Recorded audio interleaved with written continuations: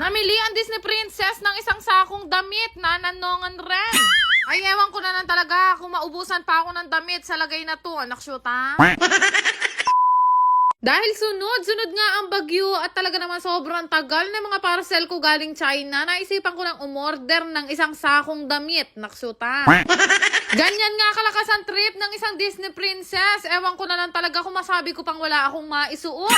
Nang umaga ko nga lang yung in-order, kagad mo nakarating na dito, ilang oras lang. At bago ko nga makalimutan, dito pala ako nag-order sa may Choose with Rose. Alam nyo ba, itong Choose with Rose ang pinakasikat na supplier ng mga ukay bundles at kahit nga hindi ukay, meron sila kagaya nga nitong binili ko. O diba, ito nga ay isang sakong Shein na mga brand new pa. At sa sobrang dami ko nga pinag-order na damit, nag-aya nga ako ng kasama na mag-a-unpack nito dahil Diyos ko, aabutin ako dito ng Pasko.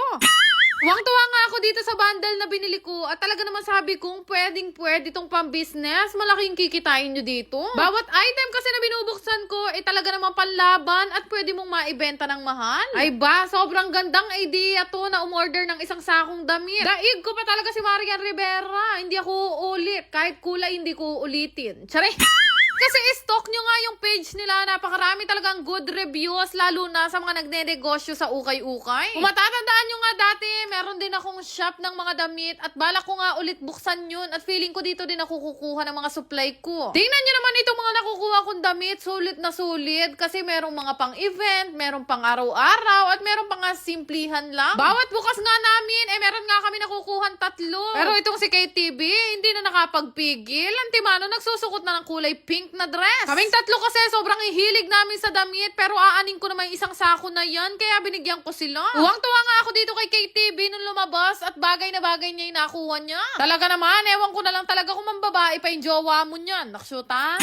Kagandahan naman mo dito sa nabili ko. Lahat yan original na Shein at lahat yan mga brand new pa. Hindi pa nga kami nangangalahati sa binubuksan namin. Napakarami ko nang nakuha. Diyos ko, ang pinoproblema ko niyan. Kailangan ko na rin bumili ng panibagong cabinet. Hindi na magkasya lahat ng damit ko.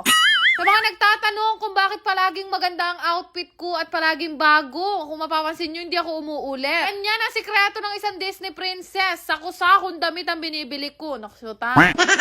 Tingnan nyo naman tun si KTV. Bawat sukat nga niya at nagkakasya sa kanya. Pang kinsing terno niya na yan. Parang siya yung nagbayad. Ito nga nabili kong bundle. Mix na yan. Meron pang beach, meron pang aura, meron pang laban. Ha? Nabalo kang Cake TV na sinulod na nga yan at na yung kalisangan datang.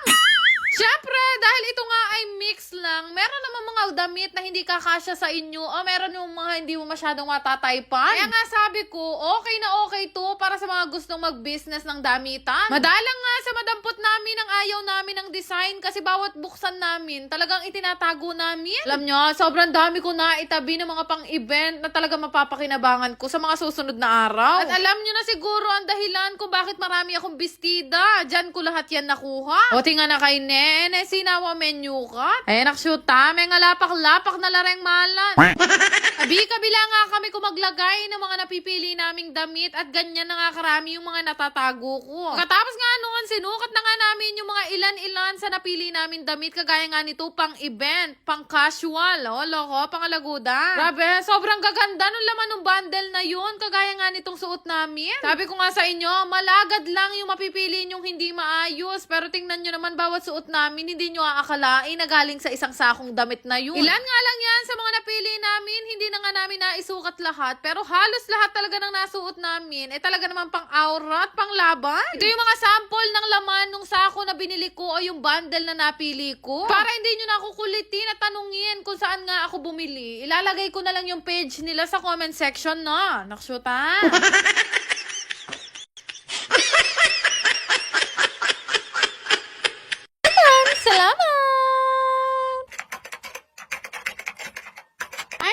Gusto ko lang i-share sa inyo itong pinaglilibangan ko ang laro. Ito nga yung apaldo. Una sa lahat, ito ay mahigpit na ipinagbabawal sa bata at ito ay libangan lamang. Lalaro ko lang to kapag ka may extra at may free time ako. Kaya kung wala kayong extra dyan, huwag nyo nang isakripisyo. Kaya nga niyan, naipon na nga dito yung napanalunan ko at umabot na nga ng 18,000. Ito nga, Super Ace ang kadalasan ko laruin dito kasi malaki talaga akong manalo. Usong-uso kasi ito ngayon, kaya naman sinubukan ko rin at legit malaking ang manalo. Kaya nga niya, scatter ako at bawat spin minsan umaabot talaga ng libo-libo. Di nga yan mahirap laruin, pindot-pindot ka lang tas magugulat ka. Malaki na pala yung napanalunan mo. Kasi kahit ako, minsan nagugulat talaga ako ng bongga. Pero ayun nga, play responsibly. Pero sa laro, hindi naman palaging panalo. Natatalo din ako. Pero ngayon, tingnan nyo ganyan, kalaki yung napanalunan ko. From 18,000, 22,000 na siya ngayon. Dahil dyan, lahat na magre-register sa link ko na nasa comment section, magkakaroon kayo ng ayuda sa akin. Go!